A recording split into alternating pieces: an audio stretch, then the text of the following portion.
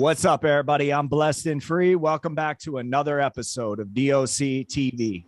So this guest has been on the channel before. I'm going to link those interviews in the description of this one. There's one thing about doing this YouTube and you interview different people, and it's good to interview somebody that's gone to prison, got out, and is doing something with their life, because most people that get out of prison go back. So it's good to chop it up with you again, man. All right, guys, what's good? DOC TV, shout out. Very, very blessed to be here. Very blessed to be on your show. I've seen you, when we first met, and your channel grew so much, and you got so much respect in the industry by a lot of people, and I respect that. I couldn't wait to get back on here. Yeah, salute, bro. I appreciate that. Yeah, so, still writing the book. It's going to be in by the end of the year. I'm not trying to come out with, 3-4 books. I'm trying really. The book should have been in. I got to the end of the year to send it to the editor, but I want to put everything in it. I want it to be my autobiography. I want to be a true co-author, and I got a dynamite co-author that's going to write with me, and I want to put everything in it up until the time I got out, and then if anything from there on, which is all it is, happens, that's exciting and it's going to get into the book, maybe I'll do that. Maybe I'll do a short story about prison, because a lot of people think, doing 3.5 years, doing 2 years, doing 4 years, skip bids, they call them, and I'm like, listen, what you don't understand is that's my time. However I take that is how I take it. That's time I'm never going to get back in my life. If it's 2 years, if it's 36 months, if it's 60 months, it's still time. And, you're still a human being putting through, to endure things that human beings aren't supposed to endure. And then not to mention, you got to go to jail, lose everything, do your bid, get out, gain everything back. So it's a lot of shit. Well, that's why when I did the 2 flat up north and spent all that time on Rikers Island, I did the math. And everybody always sees me talk about it. And then it came out to all the money I made, all the money I lost gambling, the houses I bought, the cars I bought, the jewelry I bought. It all came out to 20 cents an hour that I made with the time that I lost and had to pay lawyers. And, nothing hurts more than family loss. And you know that. You've been there. I don't like to talk in an interview with people that haven't been there. I want the right questions to be asked to me, and I want to be able to say the right things. And I know you've been there, and you didn't do no walk in the park. You didn't, join up with any gang to protect yourself. You didn't do anything like that. And that's what I love about your show. You know the right questions to ask. And that's why I can say this to you and you can understand it. A lot of people I'm getting hey, bro, maybe you need some personal rehab. Maybe you got some, what somebody call it, mental health. Now, listen, I'm not down with mental health. I want, I hope people get the help that they need.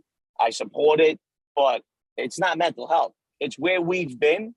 The people that are saying that to us haven't been there. So we look at what they do. We respond to things different than they do. So that makes us have mental issues in our lives. You know what I'm saying? Yeah, no, I totally get what you're saying. So for the people might not know that haven't watched your other interviews, kind of explain to them, what kind of life you were leading and all the shit that you were doing. It goes back to 1991 real quick. My parents are gone. More or less an orphan out of my own. I have a younger sibling. Not living in a great area. I'm very close to, an area that was during the East New York, Brooklyn. I linked up with, a Dominican guy that was a lot older than me, wanted better for me, but I had no other choices but to go into the streets. And I learned about drugs. I learned about cocaine, cooking up crack, and eventually moved on to marijuana and then, kilos. And, I just been into Cosa Nostra. So my life has kind of been always in the streets, just in different sections, which I was glad about. Not glad. Of course, I wish that it would have been different, but then I wouldn't be the man I am today. Like I said, the money, the superficial stuff, that's all fine and dandy to lose. It's family. That's the only thing that matters. You lose family, that's what sucks. That's what hurts. You know what I mean? And I've been through it. I've been through the ringer. Yeah, they can call them skid bids, 36 months, 2 years, a year and a day. Yeah, all right, whatever it is. I got probably 10 in total.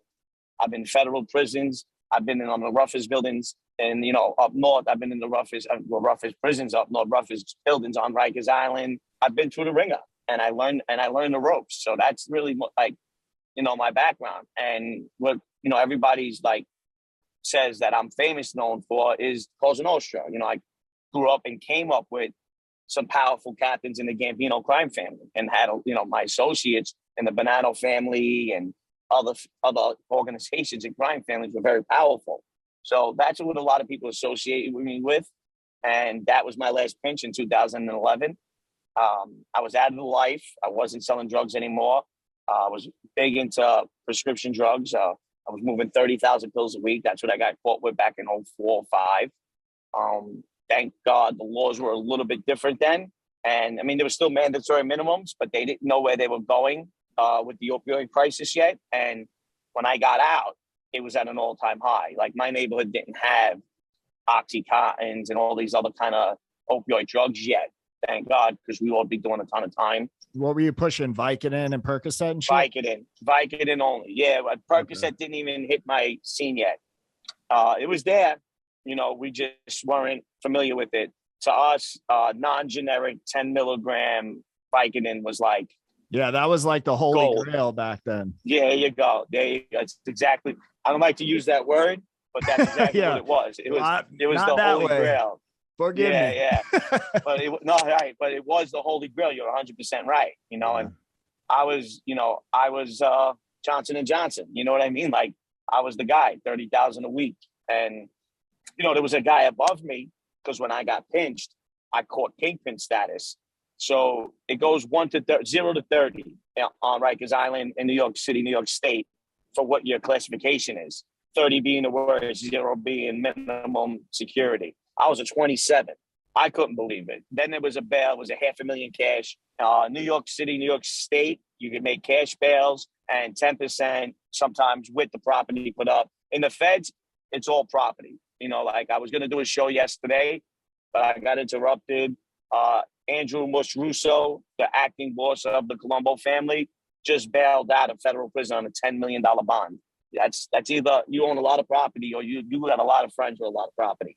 So that's how you bail out of the feds. In the state, I was on a $500,000 cash bail. No bond, no nothing. Eventually, it went to a $300,000 bond, and I wound up getting out on $30,000, 10%, So at this point, they got me down for kingpin status. Like, I'm moving this stuff. Because once you start trafficking, it's a whole different ballgame. And I knew that. I just didn't experience it yet. Are the feds, now, when you're indicted by the feds, are they weighing the pills, or how are they classifying it as trafficking? Yeah, 100%. Everything's 2,000 kilograms or more. My understanding, the feds did away with mandatory minimums, because when I was going through it, it was Moms Against Mandatory Minimums was this organization, because these young crack dealers, listen, yeah, it's a bad drug. I get it. Heroin's a bad drug, right? They're going to get it from anywhere, but it's a non-violent crime. And these young kids that were, corner workers, I would call them, so that's what we call them, my generation, they were called corner boys, we're getting 10-year mandatory minimums. These kids were making $200-300 a week, like nonsense. But yeah, it's committing crime, it's drugs. I understand all of that, being a legitimate person today. But if you think about it, bro, now back then when that shit was popping off and you were doing the hydrocodone and shit, to where the opioid epidemic is now with fentanyl, carfentanil, and all that shit, it was almost better when you were doing it. I mean, less people were dying. I know that. I never knew about sniffing a pill until I came home from doing my bid. That's like the norm, bro. Right. Then it's like, I remember, I'll never forget this. I came home, Percocets were rampant, and those little Smurf things, 30 milligram Roxys, they call them, I guess now. Yeah. And I've never paid for pills. I don't take pills. If I took them back in the day, it was to party, and I had them for free. And I came home, and we were partying, we were hanging out, and I went to eat a pill. And the girl was like, "Are you fucking crazy?" I'm like, "What is this?" She's like, "That's such a waste." And like, she crushed up her pill to sniff it. I walked right out. I said, "This isn't a person. I can't even be around this." Then I did further investigating, and this is what made me stay away from it, that they were shooting it. Oh, yeah. Like dope. They were cooking it up. Like they were burning it up in a spoon and a bottle cap and shooting it. And it was like, where is this coming from? I grew up in a neighborhood that they supposedly, they call it the mafia, which people don't understand. I explained that on my podcast. The mafia is a Sicilian word. It's even if you say La Cosa Nostra, it's still Sicilian. But those neighborhoods, those guys, they flood their neighborhood with drugs and heroin. No. Any neighborhood that Cosa Nostra was in never had drugs. Yeah, the local bars sold coke. Those coke dealers got shaken down. But nobody was selling opioids. Nobody was banging heroin. If they were doing that, they were going somewhere else to get it. Harlem, the Bronx, certain parts of Brooklyn, but not in my neighborhoods. Now, with this opioid crisis, well, now, I mean, we went through it, and it's still bad. It's insane. It's insane. You know, Cosa Nostra's, you know, like I said, it may be dead as a whole, but the people aren't. But they're not involved in their neighborhoods no more. There's no more social clubs. They're not walking into the parks and giving kids beatings for, pushing drugs where they shouldn't or doing drugs where they shouldn't. So in all these neighborhoods now, yeah, drugs are running rampant without. Let me ask you this, man. So what do you think was the downfall of the mafia or Cosa Nostra? Technology. Not one single event was the downfall of La Cosa Nostra. Not one single person, not one single event. Technology, evolution, the power of the almighty dollar, and the governments and the states getting the help, and this local cities getting the help with all the money for backing for new equipment, technology, of course, which the government is 30 years ahead of whatever we got. They're 30 years ahead, right? There's got to be a reason that we haven't put a man back on the moon since 1969, right? If you were able to put a guy on the moon, listen to me, I can't understand how I'm watching a movie on Netflix and it starts to buffer on my iPad, but they were talking to a guy on the moon in 1969 and they never got buffered. You know what I mean? Yeah, like, so, or when they tell me, I go back to my cell phone company and they're like, well, the area you're in has no cell sites. And I'm like, well, you do know that I was born when phones were analog and there was no such thing as a cell site and cell phones worked fine. That's what killed Cosa Nostra. Technology, the power. You got to remember, the federal government started out, the FBI, in the back of the post office. At one point, they didn't even have permission to carry guns. That was the FBI. Now they're just killing. Was. Now they're just killing people left and right and getting away with it. Yeah, it's insane. And it just goes back to the old saying, people can do more damage with a pen than they can with a knife or a gun. People can steal more with the click of a keyboard key than they can with a gun or a knife, and this is everybody, I can tell you there was a lot of Cosa Nostra that seen this coming. I was hearing about it, from the guys that were teaching me about don't put a gun in your hand and go rob. There's so many other ways to do it. No reason. That's why a lot of guys, my whole crew was about making money. There was no home invasions, no robberies, no thing. We didn't believe in that since I was a kid. It's like you build something and you make money from that. Like, so if I was to do something today, I'm not going to go out and make money right now. I'm going to build something. It would be a drug operation, a bookmaking operation. So slow and steady wins the race, right? I want to teach you how to fish so you can eat for life. I'm not going to show you that I can catch you a fish and you eat today. You know what I mean? The things that we all know and learned growing up from, if you had any type of mentors, and that person might have not knew they were a mentor. But I learned all of this, like going to jail. And I see people that join gangs that when they go to jail and they're like, yeah, I joined because I want to know. If you wanted to join that gang, you would have joined when you were in the streets. You joined the gang because you wanted to be a part of something. You were scared. There was something while you joined that gang in jail. And I don't care what anybody tells me coming home from prison. You join a gang when you're in jail, you're looking for protection. You're looking for family. There's something that you're looking for that you think you're missing from your life. And that was like one of the first things I was taught. Like, whatever you do, stand on your own 2 feet. Don't do nobody else's bidding. Don't do nobody else's work. And I did. That's how I bid, But going into a lot of prisons, people, they know I'm Italian. The way I carry myself with, I want to be treated with respect because I'm going to treat you with respect. And I never had those issues. I had, the homies, the Bloods, the Crips, I had, acquaintances throughout jail with all of the gangs, So I didn't have to worry about that or see that. Even most recently in 2015, I went back for a skid bit. I spent the summer almost 4 months on Rikers Island. I don't know if we spoke about this the last time. It wasn't a violation. It was a new charge, then turned into a violation. because the Fed just gave me time served. They were, my judge was like, you spent 4 months on Rikers Island. I think that was enough time in that hellhole. They even know it in the Feds that how bad Rikers Island was. And I caught a beef for the blood over phone time. And I wasn't even, slot time. And I wasn't even trying to use the phone. I was checking my account. It was like a whole misunderstanding, but he wanted to shoot the fair one. And there was 6 bloods in that house. And they let us shoot the fair one. There was a blind spot that the COs gave us. And we went for a minute or two. People think, how long fights last. Most was probably like a minute or two. And then it got broken up. And I didn't have to worry about kites being sent out, me ending up in the next prison and being green lighted. You know what I mean? Like, it was cool because the way I carried myself, I'm by myself.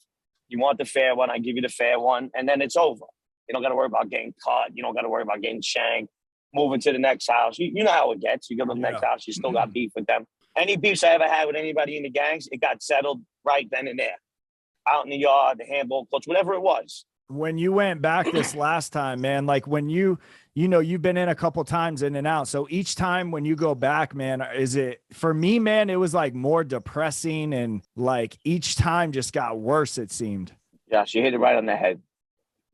It was where I said, this violation, I shouldn't even have been there because it was a bullshit thing and I didn't do what they claimed, but I ate it. I spent almost 120 days there. That's fine. Too old. I felt like it's like I'm too old for this now. Like I'm not that kid anymore.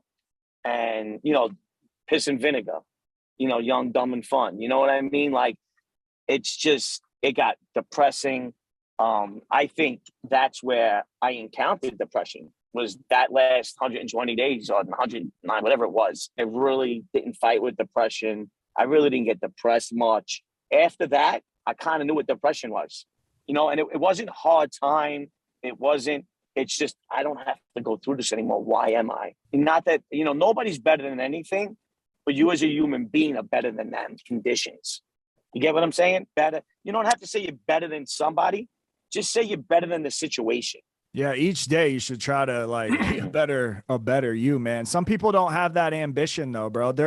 They go to prison, they sit in there, they get used to it, and then that becomes their new normal. Oh, that institutionalized mentality is crazy. Yeah, bro. That institutionalized I run into guys like that all the time. I had a family member just this last time on his last 15. He just did another 15, came home. He was done with that mentality. He needed that like structure. And I'm like, nobody needs that structure. Yeah, that's not. I went out and worked, and I tell the story. I came home in 2016. I finally found a job that would hire me with all my felonies. It was $10 an hour plus commission. It was like in a secondhand thrift store selling furniture. I'm a born salesman, so I did well for a guy working for $10 an hour. I rented a room, started from the bottom. And, some people may have looked at me, and some people were like, wow, man, seeing the kind of car I drive, seeing, how I'm living, it's like, wow, that must be hard for you. And I'm like, no. I says, that last bid, no matter how short it was, that was hard for me. This right here is what human beings are supposed to do. Just because you remember me living a certain way doesn't mean that this changes it. Like you get what I'm done with it. Yeah. It was something, I don't know if I said on your show, but when I came home and, I really wasn't being bothered. Like I wasn't being called names. I left the streets. I left the life. Was I sure about it? No, I wasn't. But once I was sure about it, I was 100% in on being a legitimate guy. So there's no such thing as a rat in my life. There's no such thing as no good. I don't have to commit crimes to you. So I don't care if you're a rat. I don't care if you're no good. I'm not out there committing crimes to you, so I don't care. And if I'm doing the wrong thing and you tell on me, that's my fault. You know what I'm saying? Because I'm not get caught slipping as a human being, right? This is my second chance now. I don't consider all those other BS as second chances because they weren't. And so it'd be my fault for being out of line. What's been the hardest thing for you since you got out as far as doing the right thing? Doing the right thing, nothing. It's so easy. Oh, okay. You just got to be careful. Yeah, no, doing the right thing is like, I'm thriving for it. I'm enjoying doing the right thing. You know what I mean? Like, I know. And listen, you get up every day. You go to work. You come home. You do the same thing Monday to Friday. You do the same thing on Saturday and Sunday, whatever your days off are. And then like people used to say to you, you know, the definition of insanity, right? Wake up doing the same thing every time and expecting a different outcome, right? Well, that's what the working man does. Every day you wake up and you thrive for that paycheck at the end of the week, and then you do the same thing Saturday and Sunday, hoping one day things will change. So what is the working man that works 9 to 5 and does the same? Insane? Because that's the definition of insanity. That's what we were told growing up. Listen, it's repetitive. I understand it. But you know what? It's living life on life's terms. I can't live life on Hootie's terms anymore. You know, Hootie was a rock star. Can't do that. You know, people may think, how? No way. Yeah, but you listen. You know, I might have not. There's people that had it harder than me. There's people that had it easier than me. I get it. But my time was my time that I did. I'll earn that, and I got to wear that, and I'm going to bear that cross. So I took my time the way I took it. And that is, I don't want to do that anymore. You know, being back in the, you know, being legit, and it's people, places, and things, you know, still living close to the old neighborhood. You know, you just heard about, you know, Alpo getting killed in Harlem. I, you know, talked about that on Vlad TV, that, you know, if I continue to walk around my old neighborhood, yes, one day a young kid looking for a rep could put one in the back of my head and I can't complain. Because like I said, somebody said to me a long time ago, when I was thinking like that, way before the Alpo thing, and I had said that back in April in my interview with Vlad, that they said, but what makes a difference if you died tomorrow, right? In your lifetime, you live twice. You've been around here twice, back and forth, more than anybody with millions of dollars, with millions of guys that are 80 years old, haven't done the things you did. They worked a job for 40 years. They did the same thing every Saturday and Sunday. They went on the same 2-week vacation every year. You know, they retired and they tended to their garden and walks with their wives until they lose their wives or they lose their life. And it's like, you've done more than that person that lived 80 years. And they were right. Yeah, listen, I understand that. And that was when I first came home. And I was like, you're right. I lived very well. I lived good. I lived fast. I enjoyed it. But now there's other things I want to live for, being a legitimate guy. Since that comment, there's so much more to live for as a legitimate person. Yeah, facts, bro. So other than the book, I know you had a YouTube channel or you were doing something, or Instagram. Do you still have that going on, or how can the people like Absolutely. I'm doing well with it. Hootie Social Club, it's called. HOOTIES Social Club. It's on YouTube. I'm just hitting 3,000 subscribers. That's what's the up. The stories are great. I'm taking a little time off. So I'm that's what I was just talking about. Like, I'm getting, you know, DMs and posted messages on my board. Listen, if you need some time, go to rehab. Like crazy shit people think, like when you stop giving them content. And it's like, well, listen, in my genre, I've interviewed everybody there was to interview. I did that all on the Hootie and JC show. You know, that first show that I was on when you interviewed me, I shout out guys on the West Coast, M. Cali and JC. But like that was fun. Now I got stories. I got a bunch more, but I'm not right now. They call it mob tube, of course, you know, but it's not mob tube. It's gossip. It's everybody goes live now. It's the genre isn't what it was when the Johnny and Gene show started it. You know, of course, Michael Franzese was the first guy that was out, but he wasn't doing like full-blown organized crime, La Cosa Nostra content. He interviews guys like Ed O'Neill. He's more on like the church thing and stuff, right? Doesn't he go like churches? Well, no. Yeah, he does a lot of speaking for that, but he's more on like the celebrity level, you know, like he's interviewing celebrities, but he does big talks for the, you know, I think it's Pentecost. He's a reborn Christian, but he's doing well with that, you know? So, but I would say for like, he was around doing videos before anybody, but the Cosa Nostra stuff started with the Johnny and Gene show. And then from there, all the other shows came out, blew up, you know, and then he got more into the Cosa Nostra. So he's more like the David Letterman. Vlad is like the Johnny Carson. Like I give the certain guys there, you know what I mean? The guys that started it and the guys that do it well, they're props. So now I got my stories to tell on Hootie Social Club. So I'm going to come back with some good interviews for the second half of this show.